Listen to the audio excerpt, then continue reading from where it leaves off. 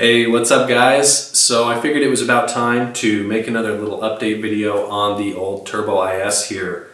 It's definitely been a few months since I've uploaded any content to the YouTube channel, and so over that time frame there have been, I guess, a few various improvements or changes to the build that I felt like were worth mentioning in a video. So let's go back to, I guess, kind of where we left off, which would have been the dyno footage that I posted way back in June, where the car made awesome power. The dyno went really smooth. I didn't have any issues with the car whatsoever, aside from, I guess, a little bit of a struggle for traction. But it didn't take long after that, or much street driving rather, to realized that I was still having an issue where I was getting some pretty aggressive steering wheel feedback, mainly under heavy braking situations at higher speeds. So the steering wheel feedback or vibration issue is one that I had been experiencing before I even upgraded the front brake system on the car, and it's an issue that I hoped would be completely eliminated by upgrading the front brake system, mainly because I just assumed that the factory brake system was being pushed way beyond its limits and that the front rotors were just getting hot and maybe getting warped and whatever. So it was a little discouraging, to say the least, when the issue was still there with basically an entirely new front brake system, especially when I was extremely confident that everything was clean, everything was straight, everything was true. I mean, every brake system component was basically brand new, and so it had me scratching my head a little bit. And so I ended up doing just a little bit of research, and it didn't take long before I figured out that the issue I was having could also be caused by worn or defective or damaged bushings in the front end of the car. So after figuring that out, it didn't take long for me to basically just go and order every polyurethane replacement bushing that is available for the IS300 chassis. So that included, things like the front sway bar bushings, the steering rack bushings, the lower control arm bushings, the caster arm bushings. I ordered complete replacement upper control arms that included the polyurethane bushings pre-installed, as well as brand new upper ball joints. And then on top of that, I did just brand new factory outer tie rod ends. So I was done messing around, and I just wanted to upgrade anything and everything I could in the hopes that it would kind of take care of this issue that I had been experiencing. And I figured if I was going to do any of it, I might as well do all of it. That way I can just get an alignment done once and just be done with the front end for good. So if you've done bushings before, you're probably well aware that it's not the funnest job in the world. Especially for me, I don't have access to a hydraulic press out here in my garage. And so I had to get pretty creative with some of the components in order to get the bushings replaced.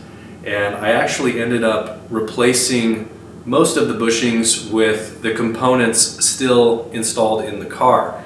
So the only components that I fully removed from the car for the bushing replacement were the caster arms, and that was because they're basically just 3 bolts and they fall right out. But the lower control arms, the steering rack, the sway bar, those things all basically stayed in the car during the bushing replacement.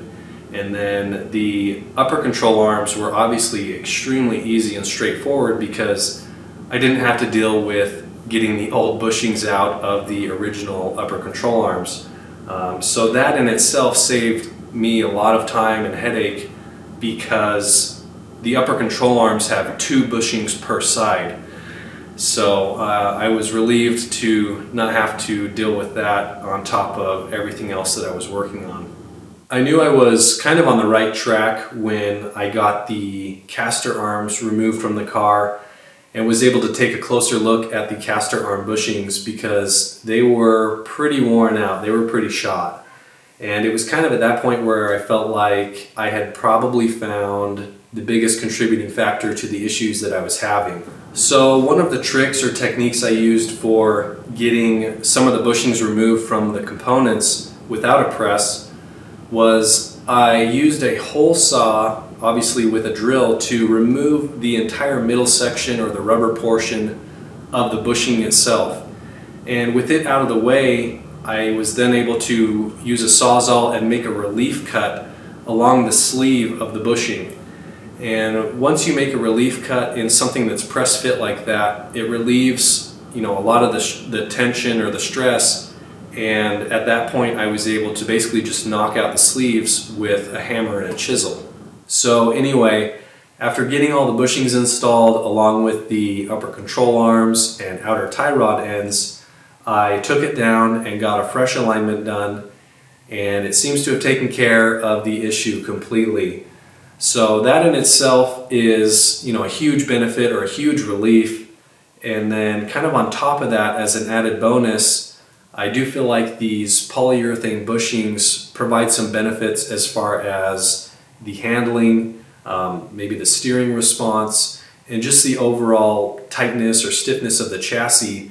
Those are all things I felt like were also improved with the installation of polyurethane bushings. So some of you are probably wondering why the heck I had the car covered up that whole time. And it's just because I wanted to make you wait before I show you the new wheel and tire setup. Had to crack the garage door open for a little better lighting. Still bad, but these are the Einke GTC01 RR wrapped in a Toyo R888R. And I just felt like the old IS needed a little bit of an update in the wheel and tire department, and so it needed new tires anyway. The old BFG Sport Comp 2s were pretty trashed. I had been running those for, over 6 years, so I figured it would be a good time to change up the look a little bit with some new wheels as well. With this new setup, it's already proven to be way better in terms of traction and stuff. The old Sport Comp 2s, I think, are more just like a summer tire, whereas these R888Rs are an actual performance tire. So in addition to it just being a better tire, I was actually able to squeeze a little bigger tire out here in the rear. I went from a 255/35 to this is a 265/35, so a little bit wider, a little bit taller, and that in combination with it just being a way better tire actually made a world of difference in the way this thing hooks up on the street. The new look is still kind of growing on me. I'll be honest, I do miss the old CR Kais from time to time just because they're such an iconic wheel and they look really good on pretty much any platform. So these Einkes are definitely more of an updated or modern style, which is exactly what I was going for. And the other nice thing about these is not everybody has them. I haven't even seen these on an IS before, so it is nice to have something at least a little bit different. So yeah, I'm digging the new look. And I'm really digging the improved traction from the Toyo R888Rs. It's honestly pretty shocking the amount of difference that a new set of quality tires like this can make. So I might be able to scrounge up some computer generated video evidence to show kind of just how well it actually hooks up now on the street. But before I forget, I am planning to take the Turbo IS down to Supras in Vegas this Friday, October the 11th, for the show and shine. So no, it's not a Supra, but yes, I'm entering it there anyway.